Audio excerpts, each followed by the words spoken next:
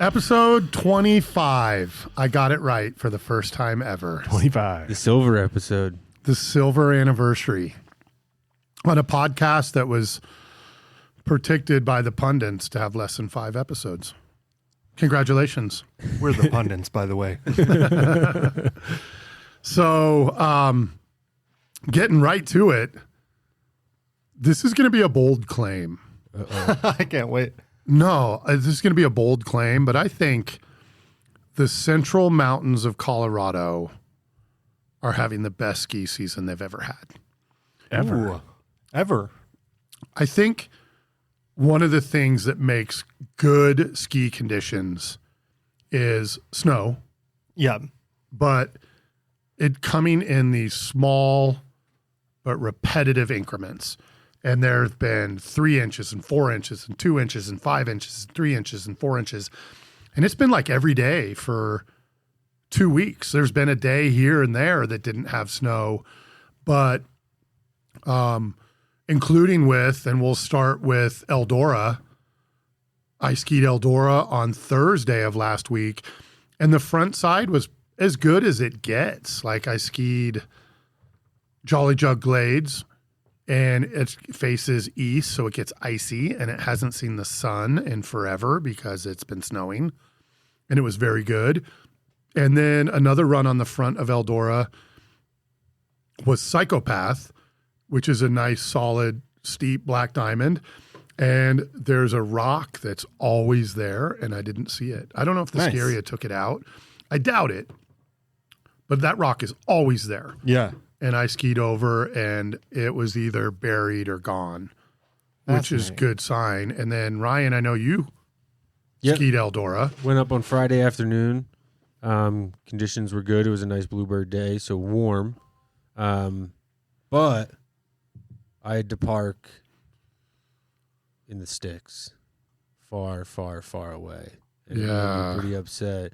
While there was empty spots in the front at 2 p.m., but I wasn't allowed to go up there because I only had 2 people in the car instead of the high occupant vehicle of 3 at 2 o'clock in the afternoon. Was that a weekend? No, this was Friday. Really? Yeah, but Friday afternoon. They have, and I don't remember the term, but they classify days as like HOV parking days. Got it. It's weekends and holidays. Okay. And even though Friday doesn't stamp the calendar as a holiday, it's in between Christmas and the weekend, New Year's and the weekend, and stuff I would like have that. honestly rather parked up top than at the Eldora sign where I parked.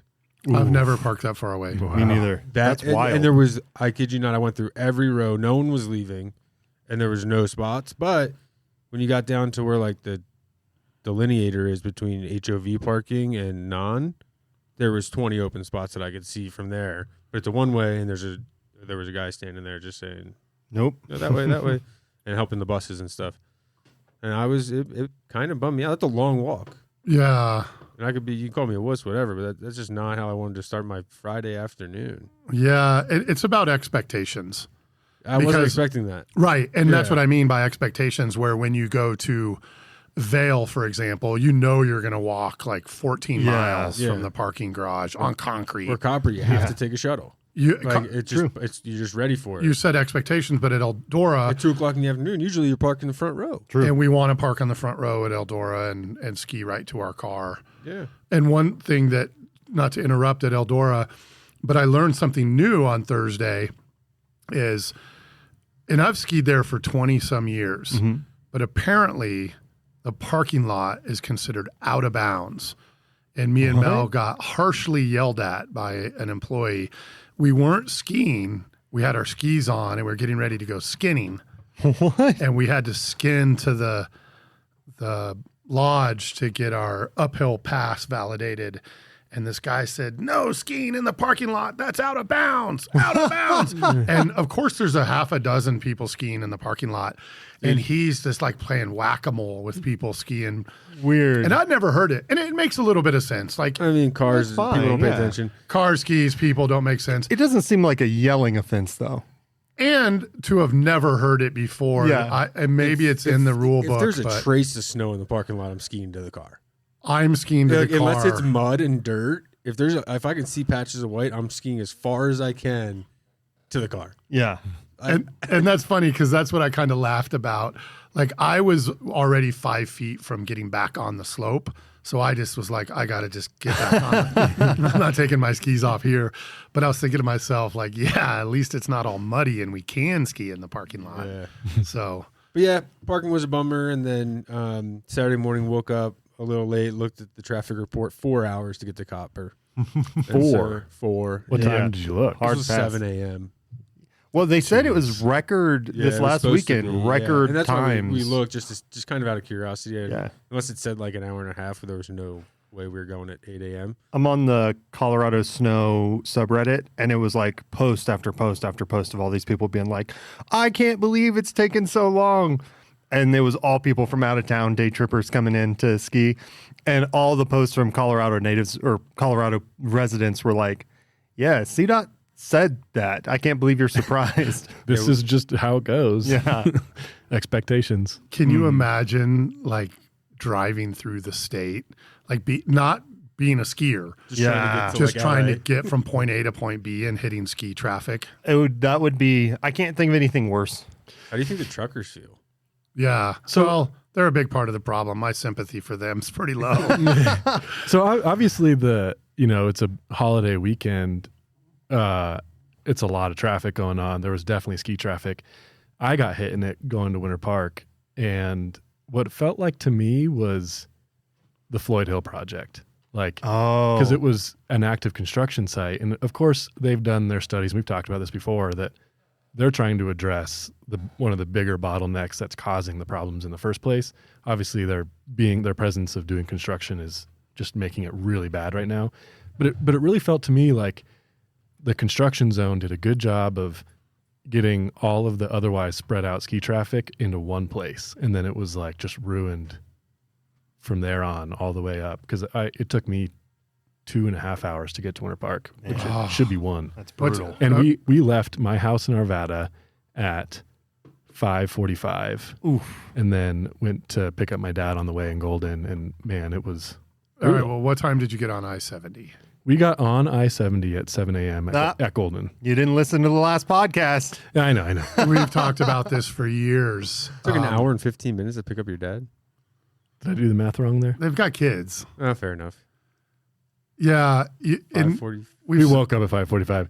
We left our house. We picked up my dad. We got on I-70 in Golden at 7, so we left our house at like That's an hour 6:30. late. That's an hour late. Yeah. And Which sucks. it this does. is really one of the things, before I brag about how great my ski weekend was, Let me guess, Is- you went to Vail. it's the commitment. Like, do you think I want to get up at 5 a.m.?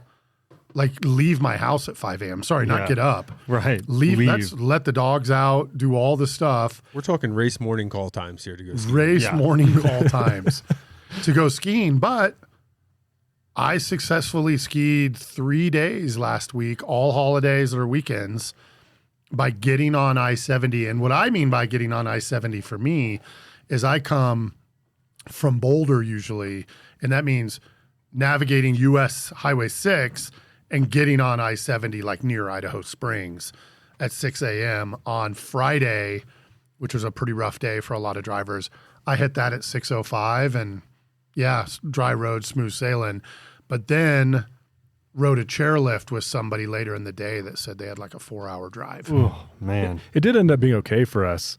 The thing that was hard was we have kids, and they don't really know how to understand how to be patient in the car for that long. Like, why aren't we there yet? And we still were there putting on our boots before first chair, but then we had to like dress the toddlers and stuff. So Yeah, so let's talk about, like, obviously a way different ball game skiing with kids. way different ball game. I mean, one of the more beautiful bluebird days after like 72 or 12 inches of snow in the last 72 hours. Incredibly beautiful day. And it's really, on one hand, it's really depressing to look up, the Super Gauge Hill from the base of Mary Jane and being like, I'm not going up there today. But I saw a post somewhere on Instagram, over this last week that it's an investment, and I'm putting in the investment now, to have a return of getting to ski with my kids for a lifetime. So it's worth it. I try to keep that in the rifle notch sight, you know. You Wow. can pay other people to teach them how to ski. Yeah, we looked at it, and it was like $250 a kid. So Oh, we were like, geez. okay, Yeah. Wow, the idea of an investment though is amazing because my parents, without a doubt, made that investment, and my parents were borderline ski bums, so I'm sure it was massively inconvenient to have some whiny kids, which is what I'm talking about myself, not your kids. But then we skied as a family for a lot of years, and I skied with my dad. I skied with my mom and dad last year, and I'll probably ski with them again this year, even though they're in their mid 80s. Yeah, Yeah. I can third that. My parents spent a lot of money in lessons and trips, and very fortunate. I think I said this after the first time I took my older kid skiing last season, that and I just remind myself every time I take him, man, I have respect for my parents for taking me, because it is a lot of work to take kids skiing, a ton of work. But it's a blast. They have a blast. I mean, I'm super impressed by my older kid, who's taken leaps and bounds of progress this season over last season. He never wants to leave. He's like, let's do one more run, one more run. And like, he would go first chair to last chair. But Nice. They traffic. sleep the whole way home. Yeah, definitely. It's a little easier. The Nice. younger kid, though, it's his first season up, and yeah, he's just old enough by the standards of he's potty trained, so like we can take him up and have fun, but that's about it. Where there's no like skill training, it's just like have fun, and you're a little noodle, and he's literally, I wish I could put a microphone on him. Maybe I will, because he's just going down the, like, barely holding his body weight up, just being like, yeah. So it's hilarious. Awesome. That sounds fun. It is fun. I went twice with them. The first time I did get a grown-up run up Mary Jane because it was Nukin, and I just couldn't not. And then the most recent time I went with them, I didn't get the chance to. But again, investment, it's worth it. What kind of vertical feet do you get in skiing the Galloping Goose all day? Take off a 0, and then it's 1,000. yes, like 9 to 12 runs get you 1,000 feet. Man. Yeah, it's funny. It's cool that that's free, though, that's there for people to teach their kids. Yeah, and everyone's super patient. Other skiers and the staff is super helpful and patient, and yeah, Awesome. It's great. And I did just read a thread on Facebook, it was maybe the Epic or Icon groups, that many skiers have a lift that's free. I didn't know this. that's cool. And what brought it up is people were like, the one at Vail, and then other people were like, nah. You might have gotten on for free, but there isn't a free lift at Vail. So at least from the group, and be careful who you listen to on these groups, there isn't one at Vail, but they did mention a bunch of ski areas that did have them. And I thought, how cool is that? Like That is cool. is really, I mean, if anybody should be concerned in the ski industry of prices and I-70 and all this stuff, should be the ski industry and the ski areas. Yeah. And so getting people into skiing, because once you're into it, it's hard to get out. Yeah. Totally. No kidding. So, well, cool. That's awesome. And yeah, kudos to you as a parent. And like I said, I'd thank my parents again, because I know they forgave a lot of good ski days, a lot of good après ski and stuff like that for me and my sister Susan to be, and she's also a great skier. Yeah, So- it was a good family day, because my dad unfortunately broke his ankle a couple of trips ago for him, and this was going to be his big year back. It was his first year getting a season pass in like probably 15 years, and he broke his foot, which is a bummer. But he still came up with us and just hobbled around in his little cast boot and took pictures and stuff, and so he's still part of it, which was a lot of fun. Is he out Nice. for the year, or is that something that He's feeling hopeful that he will be back on the Galloping Goose by the end of the season. nice. Sweet. Nice. According to the skier PA that he's working with. Nice. Yeah. Sweet. Nice. Well, and love Winter Park Mary Jane, skied there last week, mint condition, great coverage. That goes along with where I was saying that it's maybe one of the best skiers yet for the Central Mountains. Southern Mountains, not so much. Yeah. At least from what I'm hearing and what I read in the snow report, that I only follow about 10 or 12 areas in the United States. Yeah. And it's a lot of the Central Mountains places I ski. And then I follow Crested Butte and Telluride and Snowmass. Telluride's 71% open. Crested Butte 65% open. Yeah, and put it snowfall perspective in the last 7 days, most of the Central Mountains have gotten 20 plus inches. Telluride got 11. Crested Butte got 12. Yeah, and I don't know what 70% versus, at Crested Butte. Yeah. Like if the North Face and Phoenix was closed, would take a lot away from the ski area, but that's got to be like half of all the real estate on the mountain, so it might not be as bad as it sounds. But are you guys ready for me to talk about Vail yet? Oh, well, what's a good base for Telluride? I don't know. Okay, because they're at 35. Yeah, and I don't know. And I can tell you about like A Basin needs like a crazy 50, 60 inches to really be skiing well. Yeah. Copper Mountain, it's more like 35. Vail, it's more like 35 to be skiing well. Eldora, it's like 30.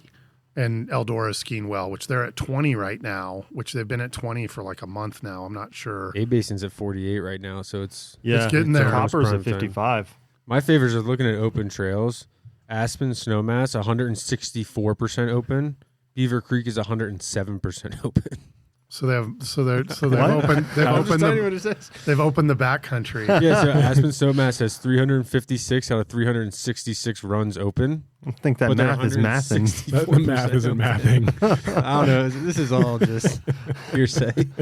And that would lead me to believe that they're skiing well, because it sounds like 10 runs between the three mountains aren't open, and I could take some guesses at what those runs are, and they're all business runs. Yeah. Like Rock Island Yep. might be open, but there's places around Rock Island, and then over at Ajax. I don't know what wouldn't be open at Ajax. Yeah. That run that's to the left of Christie's, which is supposed to be one of the hardest in the state. But Beaver Creek, 150 out of 150 runs, but only 18 out of 24 lifts. Interesting. Yeah. Yeah, interesting. It's very interesting. And then Vail's all but the Palma is open. The Palma on Siberia Bowl or Mongolia, whatever it is. Mm-hmm. That wasn't open on Saturday. But we were treated to, I would recommend against typically skiing China Bowl or going to inner or outer Mongolia. But we did on Saturday, not knowing that it wasn't open. And when we got there, they opened it. That's And awesome. so we got to Bluebird Day basically do what I would call like hella skiing. It was incredible. And I know I've just been like Vail. And I even said this morning, I can't wait for Eldora to get the runs we like to ski open, because it's such a big commitment to go to Vail. But if you get on the road, and this counts for Copper Mountain too, and then look at the app, I mean, you can avoid lift lines and I skied 23,000 vertical feet on Friday and 15,000 additional vertical feet on Saturday, and didn't wait in lift lines or hit traffic. But Nice. the whole goal was to avoid traffic Yeah. and avoid lift lines. And so we talked about getting on I-70 by 6 a.m. The same goes for coming home. If you can beat weather at whatever it takes, because weather, it doesn't take a lot of weather will mess up a weekday. But man, I think you got to be on the way home at noon. Like get in your car? I was On gonna, the Like get road. on your, okay. Vail, I think Copper 1 o'clock. I think Winter Park, we talked about this when we left. That number I feel like could be 2:00 because so much of it is not I-70. And when you get on I-70, at least if you're going to where I'm going, you're almost ready to get off I-70. Right. Yeah. Right. So, but a great day at Vail, and I was reunited with what is one of the best difficult tree runs, and I love it to death, and that's the Chair 3 trees. So Chair 3 leaves from Midvale. It never has a lift line because everybody rides Chair 4, which takes you up to the top. And Chair 3 trees, it's to the east of the Chair 3 lift. And if you're going to go back there, be careful. It is Double Diamond EX. And what really cracks me up about the Chair 3 trees is they go from like 20, 25 degrees and then to like 40 degrees and then back to like 20, 25 degrees and then back to 40 degrees. And so you get these flat sections, that's 20 degrees, and you're really like, this is really nice. And then all of a sudden you're like, how am I going to get through here? And anything in the trees at 40 degrees means everybody has like scraped the snow off. Yeah. And so it gets kind of hectic. But overall, I know I won't be skiing Vail all season, but it really is a good early season choice. And now Copper Mountain's fully firing. Yeah. Same thing. You can avoid lift lines at Copper Mountain. Ski the Super B, ski the A lift, and ski Resolution. And you're probably not going to hit more than the Super B out the gates is 10 minutes. Like it's not, even when it's out the gates, it's not a long lift line. Yeah, that is a super fast lift. And I had great music. I was listening to, this is my new favorite band to listen to skiing is My Morning Jacket. All right. Ooh, good choice. Yeah, because it's like jammy. Yeah. And so much of skiing is improv and stuff like that. But I want to go back to, so Chair 3 Trees, and then we skied this thing called Inner Mongolia, and it's on the map. And the first time we went down Inner Mongolia was like, it was like hella skiing. I mean, you weren't skiing over tracks. Mm-hmm. You were just skiing powder. Just powder. And it was a few weeks worth, it was all seasons worth of powder. And so the second time I went back, it started to be discovered. And the only way I can describe it is like a scene out of Gone with the Wind, is there was people everywhere. And they were all looking for a ski, or they were stuck in the deep powder. And it was incredible, because the first time I went through there, I wasn't skiing over anybody's tracks. And the second time I was like, I'm going to go back and like figure eight my turns. And I got back and there was very few turns in the snow. There was traverses back and forth. And I think they probably could have done a little better with signage that says, if you go past this sign, you're skiing knee-deep powder. Yeah. And so there was a lot of people that followed the groomed track, and then you have to ski knee-deep powder. And it was interesting that the groomed track didn't get you anywhere. It got you to the knee-deep powder, which was great. But, and I don't typically recommend China Bowl or Siberia because the lift lines can get bad back there, but there weren't any lift lines on Friday or Saturday back there. Nice. It is interesting. I'm looking at the map, and it's interesting. You couldn't lap that area. It's like 2 lifts to get back. Yeah. So that does add some. Yeah. And that's why it was bottleneck. And that's why it was wide open and stuff like that. Mm-hmm. And then one of the only lift lines I saw that day was on that Orient Express. And it was like maybe 5-6 minutes. It wasn't bad, but you could tell it was brewing. It looks like it serves like both the China Bowl and the Siberia Bowl, because it's like the way to get to the other lifts. A gazillion acres. And so advice, if you are going to go ski that stuff, get out of there before the afternoon, because everybody needs to get out of the back bowls. Yeah. And that's one of the few ways out if you're back at Blue Sky and stuff like that. So you want to not be there at 2:00 on a powder day, or you might be waiting in an hour-long lift line. That's good to know. So anyway, good experiences, good skiing, good music, good stuff. I do want to go back to Eldora really quick. I went there on Thursday and went uphilling, and you do need to get your Icon pass or your ski pass like validated for uphilling. And I found this out by thinking like, well, I've done it before, I don't need to do it. But now the gate doesn't open. It's an electronic gate, like it is when you get on the chairlifts. Yep. And it didn't open. So I had to go up to the lodge. And if you haven't done it yet, you got to fill out a release and then get your pass basically validated for uphill skiing at Eldora. Interesting. And they've greatly improved it. Nice. That it before, I would say like 3/4 of it was on the side of the run, and you went on the side of the run, and now 3/4 of it's like on a single track in the trees. Oh, cool. And only like 1/4 of it's on the side of the run. So greatly improved. And I feel like anytime you have your skis on, is good. And even though I only did a little bit of alpine skiing that day, which is impossible for me with uphill equipment, but they've done a really good job on the upgrades there. And we went late in the day, but I didn't see any other people uphilling because I kept thinking I'm slow. Yeah. So I kept looking over my shoulder, expecting to see some triathlete or something cruising up on like cross country like skis, but I didn't see anybody. I saw there's probably 4 or 5 people taking their skins off at the top of Alpenglow Friday afternoon, which I was like, oh, you don't usually see the people that are going uphill, and because usually they go further than Alpenglow. But yeah, I was surprised.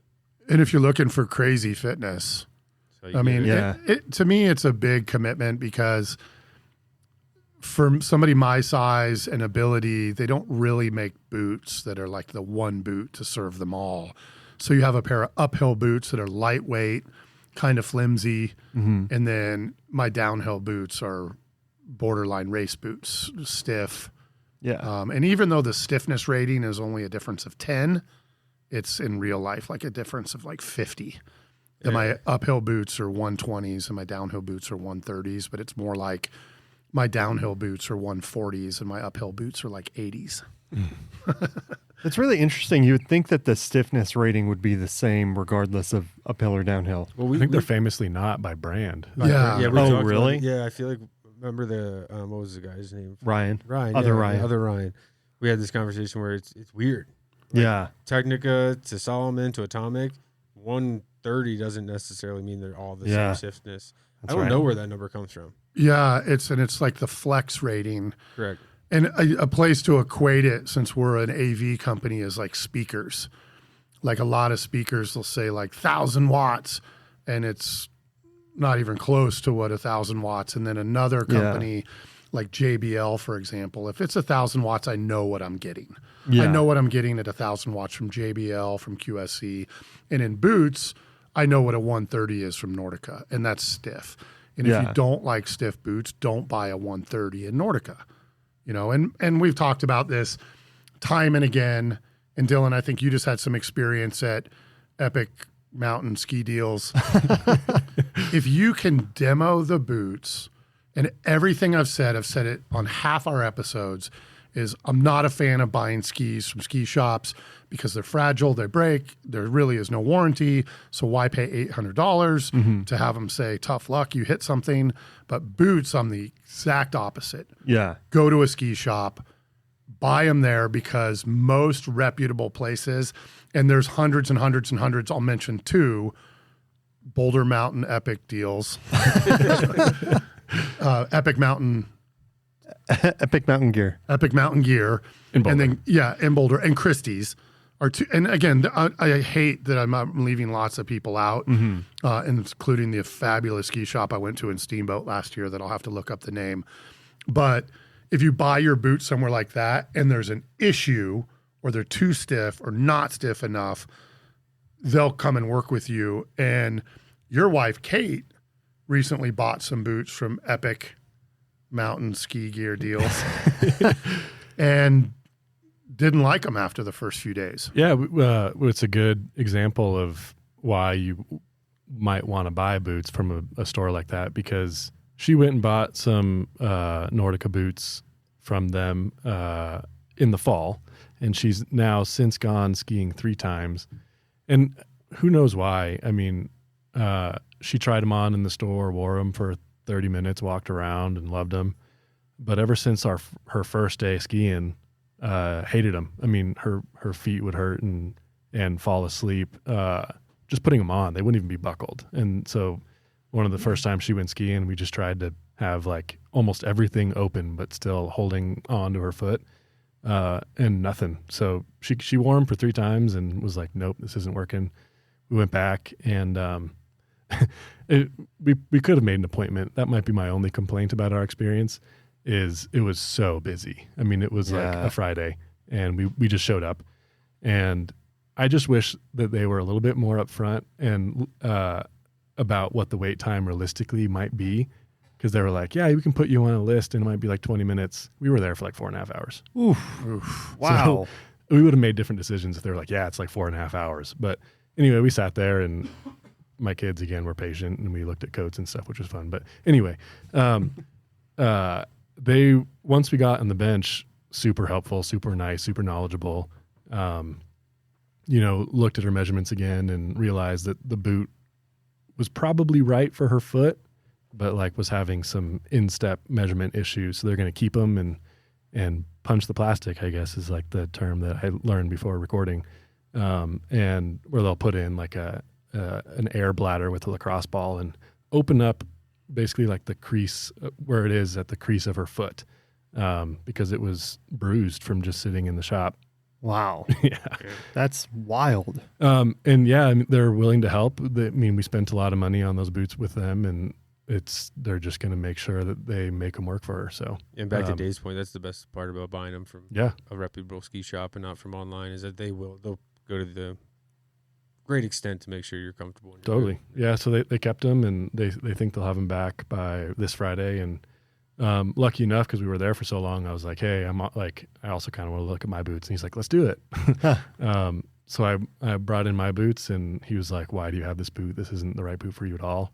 That they're like too high volume. And I think we talked about this a little bit, but they gave me some advice on some insoles, and they're going to put them in for me. I had to buy some because they didn't have them in stock, but they're going to put them in for me along with Kate's appointment on Friday. Nice. So yeah, they're super helpful. And I bought those boots a year ago. So nice. Pretty cool. Epic Ski Mountain Boulder is a great place. Yeah. And I had the same experience with my wife at Christie's, where actually almost a year after she got her boots, we went back in there and she said they aren't fitting. And even though they had sold her the boots, they were like, these aren't the right boots. And they swapped them out. Wow. Yeah. So, but we're talking about a $500 or $600 pair of boots. Yeah. So it's kind of what you should expect. But that's why I might not just buy them straight from the manufacturer or on eBay or Craigslist or whatever, unless you know what you're really getting into. Yeah. Fortunately, I'm in a make and model that I just want the new version of. So I'll still probably buy them at ski deals. Right. And next year might be new boots for me. And Ryan knows about boots that don't fit. What do you mean? I think you weren't even on the episode. We were making fun of you for unbuckling your boots every chairlift. Every chairlift. I think I got them. Yeah, I do. Not. Yeah. And I don't think there's anybody in the business that will tell you anything different than what I'm about to say. The boots are by far the most important piece of equipment. Your skis don't matter at all compared to the boots. And if your boots are too flimsy or they don't fit or your feet get cold or yada, da, da, da, da, da, there's a million different signs that those aren't the right boots for you. You're not going to have a good time.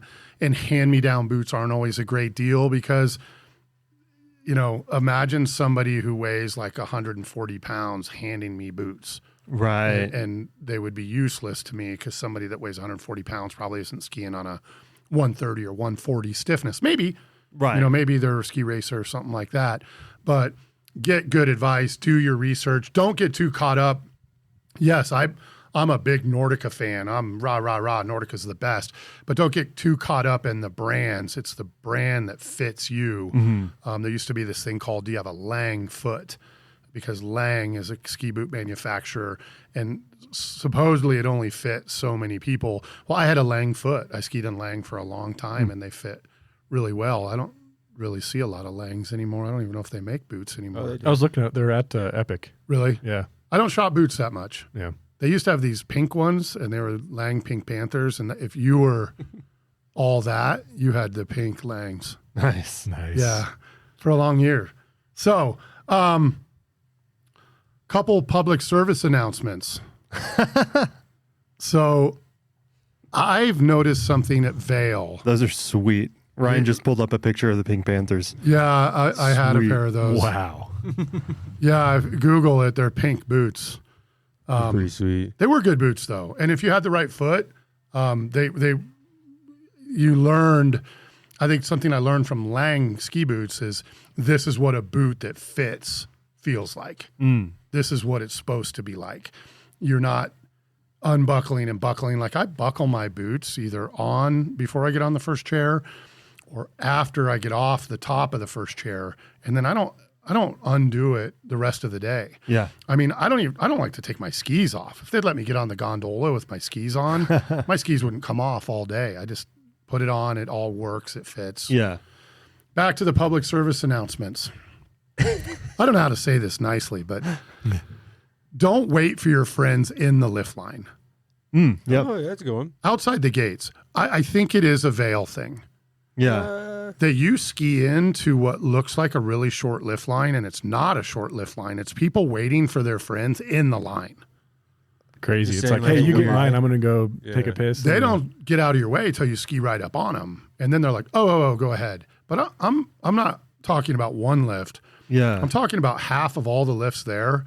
It's pervasive that people, where they get to the merge, that's where they wait for their friends. Weird.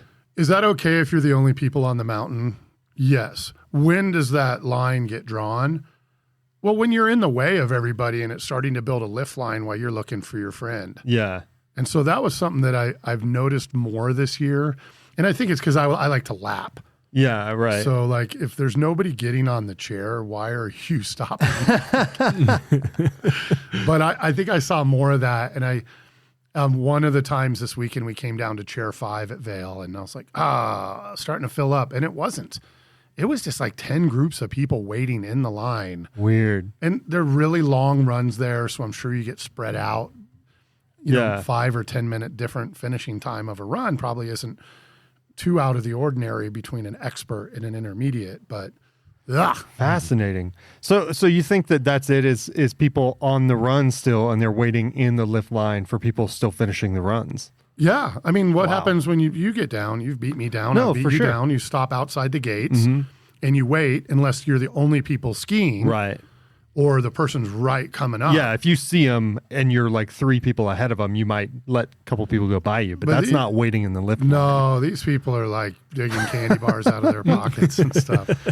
I just, Fascinating. yeah, and it's just this cloggery that's unnecessary. Maybe I'm a little bit hypersensitive because I want to lap, but it was, I think I noticed it more than ever the last few days skiing at Vail, and there were more people standing in the lift line waiting for somebody than there were people getting on the chairlift. Now, question: was there someone like a staff member monitoring? Like, you know, when No. sometimes they're like 3, 2. No. there's They don't.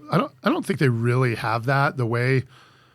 And I could be wrong, but most of the lifts that I've skied at Vail this year don't have like a front row Right. where they go front row and then like 4 groups of 4 go. They go merge Yeah. into one. And then one of the things that most of the lifts at Vail have is you can come in from either side. So there's 4 chutes on one side, 4 chutes on the other, and then there's a final merge right before you get on the chair from each side. Where if you think about the Super B at Copper Mountain, Right. It's all it's one like side. 4 or 5 lines that all go up to a front row, and when it gets really busy, there's somebody there that goes front row. That's Yeah. what I was asking, because I feel like that eliminates some of the cloggery. Yeah. I mean, they might be back in the line, but at least they're not blocking like the gate, Right. or the entrance to the chair. You know where you'll notice clogging too at Copper Mountain would be the accelerator. Is that for Oh, whatever yeah. reason That people merge ski just- down yeah. to the merge and they wait for their friends there, and you get up and you're waiting behind somebody Yeah. who's waiting for somebody.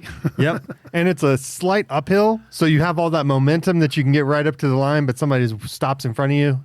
That's the worst.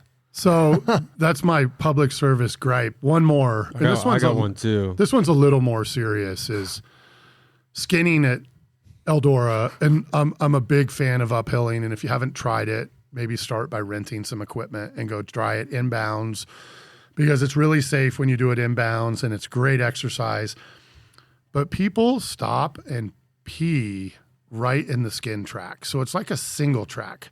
So it's just 2 ski tracks wide. And it's cut, right? Like a machine or No. tool used to Well, cut it. that's like Nordic, but this is like uphilling. So it's whoever was first that day.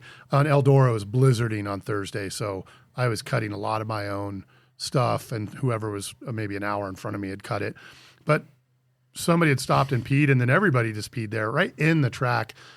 Does it hurt me to ski over pee? No. Have I done it 1,000 times? No.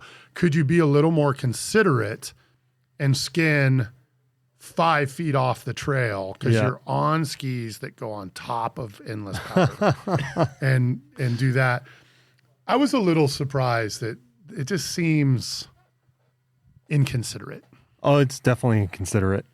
And there's better places to do it. Yep. You're in the woods. And you're uphilling for like an hour. So like maybe, and I'm sure you've had to tell your kids this. Maybe hold it. Hit the bathroom before you start or hold it. Yeah.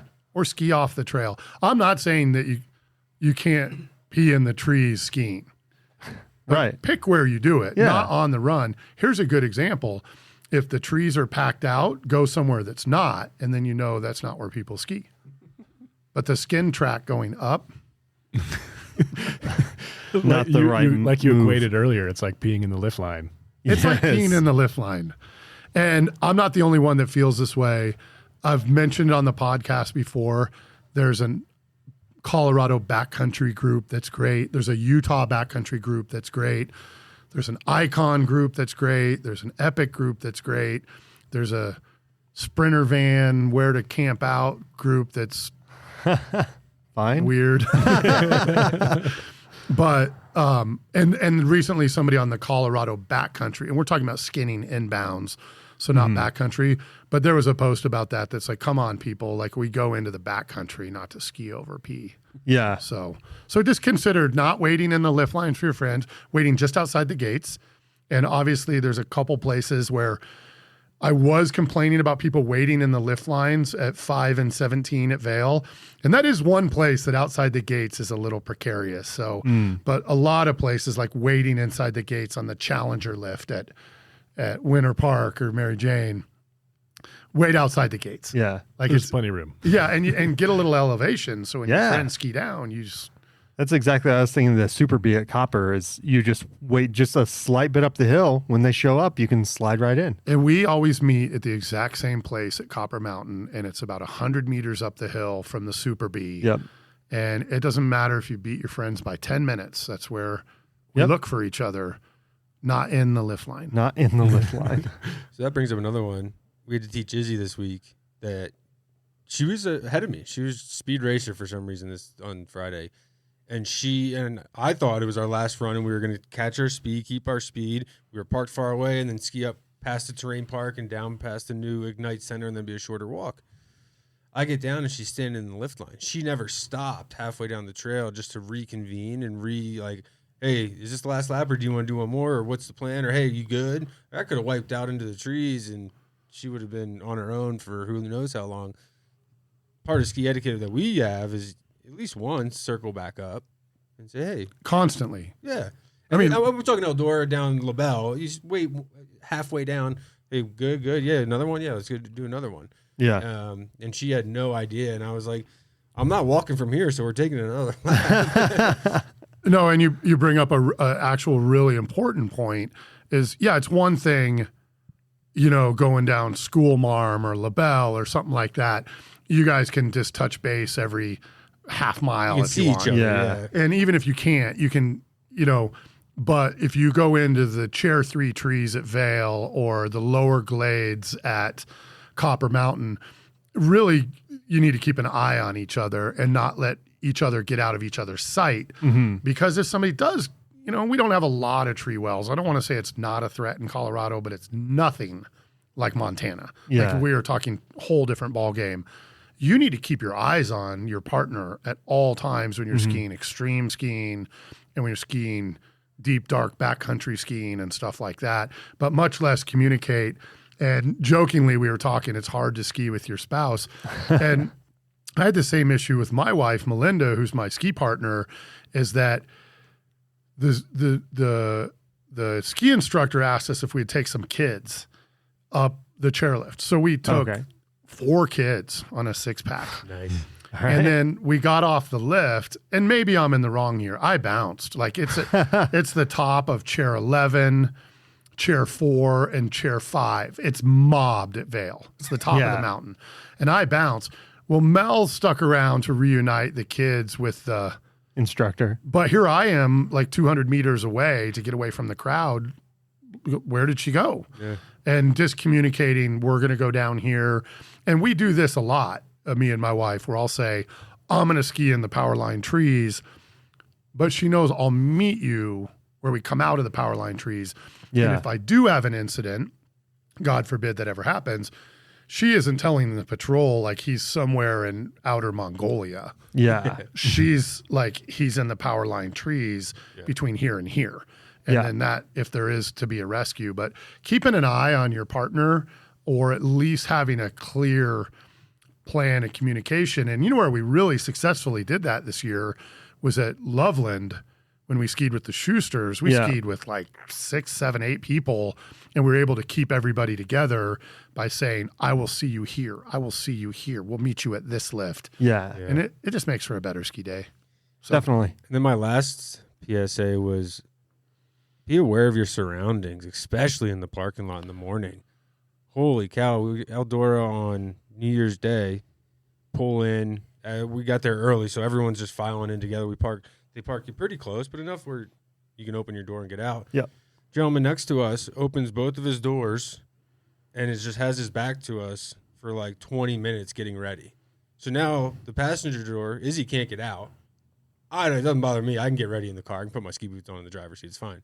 She has a little bit more difficulty. And it came to a point finally, like, I don't want to be rude and be like, yo, shut your door. But finally she kind of like knocks on the window. The guy turns around, waves, shuts his doors, and goes skiing. And you're like, yeah, that's not cool. Just an ounce. everybody's had that happen. Yeah. Just an ounce of social awareness, like spatial awareness. Like, hey, there's other people here besides you. And it drove her crazy. I thought it was funny because I was ready to go skiing when he was. But she still didn't have her boots on. But no, it is. I think it's something to be aware of. It's just, hey, look around. You know, that's a good rule for life. Realize there are other people in the world than just you. Yeah, and this isn't a gripe, but where I thought you were going with your awareness of what's around you. You know, we talked about on the last podcast it's the uphill skier's responsibility. Yeah. And I'm not taking anything away from that, but if you're the downhill skier and you put any stock in that, you're going to get run into. Yeah, true. That it's everybody's responsibility. And there's so many different scenarios where the uphill skier might not see you, or trails merge, and you make a random turn. And the uphill skier would take an altimeter to determine who it was with a measuring tape. And man, one of the things of skiing at resorts, and I feel like I keep talking about Vail. I love skiing Vail because I can ski by myself. Yeah. But every run I ski by myself ends in a ski parade with 8 million other people because it's very vast. So you can ski all by yourself. But when you get down to the lift line, it's the exact opposite where it's bumper cars. And I just remember thinking this past weekend, yes, it's the uphill skier's responsibility. Downhill skier has the right of way. But man, if you put too much stock in that, you're going to get in an accident that you need to be like a wide receiver in football trying to get open. Yes. And that's avoiding all people everything. in traffic. Yep. Also, like making a right on red, but not looking left. Yeah. Like you gotta like look. I always look over my shoulder when I'm cutting across the trail or Me too. merging. Always. Because I mean, yeah, it wouldn't be my fault, but man, it wouldn't be fun. And I like to know when people are uphill from me. Even if they're a ways uphill, I like to know that they're there and keep touching base, because some of those people, even if they don't mean to, ski out of control. And you can usually tell if somebody's not going to be in control, and I'll get on the other side of that hill from them. Totally. And going back to what I said, it starts in the parking lot. Yeah. It starts in the parking lot. It starts on the drive up. How inconsiderate are people? The last thing we were going to talk about is I-70's been like a 6-7 day disaster, as expected. Yep. It's a 2-lane road, or 2-lane highway, 4 lanes total, 2 lanes each direction, that's taking tens of thousands of people up to this area for a finite amount of time. And then they're all the lifts close at the same time everywhere. Yeah. Everybody gets on the road at the same time. But watching people zigzag in and out of traffic, like, save it for the mountain and go do it in the trees by yourself. Yeah. No joke. And you can zigzag around the trees. Yeah. All right. So ski plans. Dylan? I need to bring my stuff on my car because I didn't do that today. Oof. But so I'm hoping to do some weekday Eldora skiing this week. I want to ski 3 days a week for the next couple months. Yeah, until it gets busy.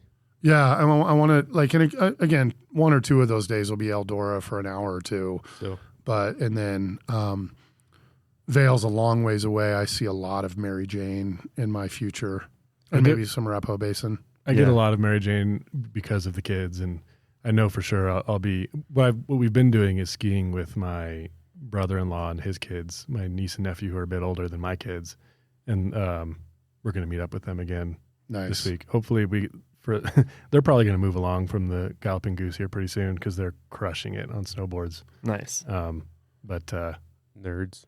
Riley's like, my cousins are snowboarding. I want to snowboard. No. No. I was like, next season, bud. Just keep saying that. There's always next year. Yeah, definitely get up to Eldora. I need to take the bike racks off the roof of my car and put ski racks on. I need to put ski racks on my car. My bike rack is still on there. I have both. Yeah, I don't mind. I have 2 bike racks on mine, and then I got it. It's a whole thing. My car has a glass roof. It's not a fancy car, but it has a glass roof. So you get to put skis or a bike. Yeah. I did see the same model as your car on the highway, and it had like real runner roof racks, like not the suction cuppy ones. They don't have a glass roof. I didn't know that. So I drive a Ford Mach-E, which is an electric car, and I bought it not really used. I think it had 2,000 miles on it or 1,500 miles. So pretty new. But I bought it with a glass roof thinking it sounded like a nice feature, and it's probably the dumbest thing you could get on it because they didn't have rain gutters or anything to put a real rack on. Yeah. So I've had to use a sea sucker rack, which, man, everybody tells me how great the sea sucker racks are, and I have not had the same luck. As long as you pump it up every time you drive. Really? Pretty much. And it's never flown off. It's never almost flown off. But every day they have these little pumps. And when the pump isn't as tight as it should be, the orange shows. And so every day, like, let's see, there's like 6 of them. There's 4 to hold the front rack on and 2 to hold the back rack on. Every day you're pumping 2 or 3 of them. And so it's kind of, I don't know. Yeah. That's why I took it off in the summer. I was like, I don't need to pump this up every day. I'm trying to find one of the bubbles, the roof bubbles. Oh, yeah. Oh, and I got advice for you because I've looked into those before. Used 1,000 times over. And when somebody's done with their skybox, Ryan's talking about a box that goes on top of your car. When they're done with it, it's worth nothing to them. So they cost like $600 or $700 new, and you can find them on Facebook for like $100. Yeah. It's like a fish tank. When somebody's done with it, it isn't worth anything to them. They're like, get it out of my garage. Get it out of my garage. And my idea there is I don't have a garage or like a private parking lot. It's a apartment parking lot, and so I just want to be able to leave my skis and my poles up there and lock it, and then I don't have to take my skis in and out of the house off the. The ski rack's great. I love that. Would be huge. But just being able to leave the skis on the roof and then now they're not in the trunk, and then even after skiing, you just throw your stuff up there. I wonder if my sea sucker would hold a skybox on my car. No, I wouldn't be super excited about the gas mileage, but it would be so much more convenient for me just to leave the stuff up there and not really have to worry about it. Obviously someone could get in if they really want to, but you won't see it. Like the rack I have now, just says normal ski rack. Nice. So. Locks are only there to keep honest people honest. Yeah. That is true. Yeah. At a place, if you want to spend top dollar on that stuff, and this is a plug as much as I just threw them under the bus on price, but there's a place here in Boulder called Rack Stars. Okay. And all they sell is bike racks and ski racks and sky boxes and locks. And it's overwhelming to go in there because if you go in there and say, I want a ski rack, they'll narrow it down to like 10 different kinds. So, and it's if you're going to buy new, that's the place to go. I got another one is in Golden called Rack Attack. Rack Attack. Yeah. I think when I was looking at racks, that came up also along with Rack Stars. Sometimes I like going in there just to look because it's just a cool place. Yeah. They have all like the roof mount tents and like crazy cool stuff. Gas cans to go on the side of your Jeep. And stuff like a little step that hooks into like the door jamb of your car so you can like step up onto the roof if it was a tall car. Yeah. Just like all those nits and little knickknacks. Outdoor stuff. I was Yeah. going to say guy stuff, but I changed it to outdoor stuff. Yeah. That's more accurate. Boy toys.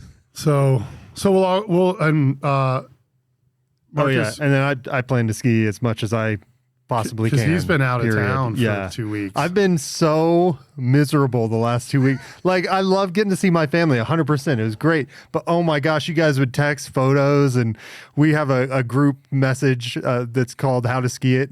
And I would just get photos of mountains and kids skiing. And oh man, I was so bummed. So I'm really excited to be back and Not a lot of skiing go in skiing. Texas, huh? You know, surprisingly, the tall city slopes are not all they're cracked up to be. We're covered in snow. I went light on the photos because of that too. I believe it. I felt bad for all you guys. So my plan is to ski as much as I can. Like I'll probably go Saturdays and just get up at 5 because Kay works Saturdays. So I'll To be probably fair, go Dylan a and I lot. got the wrath of it while we were in New Zealand. You Yeah, guys were it's true. skiing Pretty good. Absolutely, and I was intentionally sending I photos. know, yeah. Yeah, So it all comes out in the wash. it does absolutely. And we're hoping to get out there and make a couple more videos. I'm dying to make a video of the Chair 3 trees because it's such a Yeah, delight of a run. And if you got runs that you think we should ski, let us know and we'll go check them out. You can follow us on all the socials. every social out there. We're not on Blue Sky. Yeah. Yeah. I don't know if we're on Blue X Sky? anymore either. Oh, we don't post. I think we're camping on the name, but we're not utilizing it. Yeah. So, but you can follow us everywhere else. Yeah.